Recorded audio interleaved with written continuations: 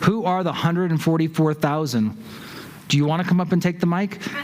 No? Okay. I'm giving her a hard time because one of the most controversial things about that question is the Jehovah's Witness Church, which kind of takes a different view of that it's, this, and I could probably actually get it more wrong because I'm not totally in depth, but they're the ones who get to go to heaven and everyone else goes to the new heavens and new earth. So like the elite best of the Jehovah's Witnesses, they get to go to heaven.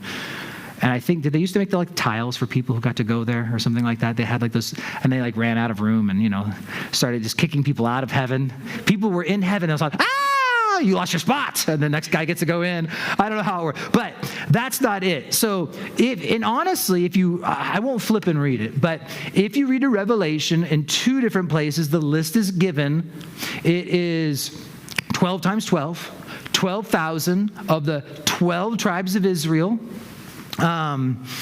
We could go into a longer eschatology talk on it because it's fascinating that we have Dan is missing from the list.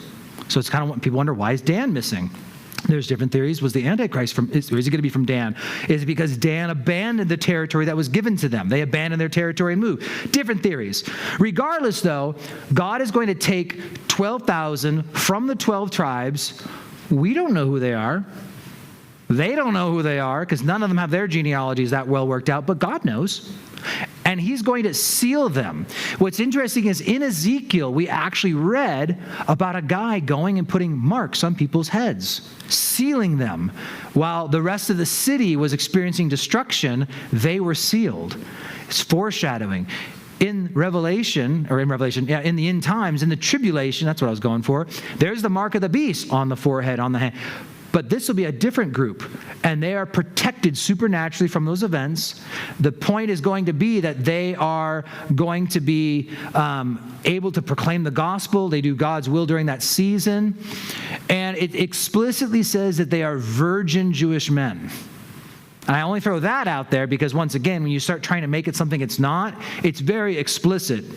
They are virgin men, young men, they're virgins. And they're Jewish, yeah, and they're from those 12 tribes. And so I will say this, again, kind of backing up, and because this is a lesson that would not hurt to have the whole church at large hear it repeated again and again. It all comes back to how do we interpret our Bibles. When you read it literally, 144,000 will be selected, 12,000 from this tribe, 12,000 from that tribe, 12,000 from that tribe. I wonder what that means.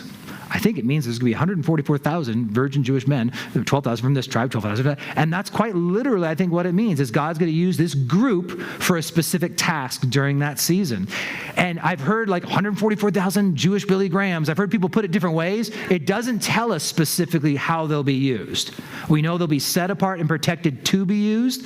When it comes to the book of Revelation, I try not to read into it more than is there. I think sometimes we have to if we want to paint a picture, but at the same time, some people assume they know exactly how everything fits and says, well, we look at the facts, it could be this, it could be that, but in short, we do know Jewish men, virgin men from the 12 tribes, set apart to be used by God and protected supernaturally from the events that are going on around them.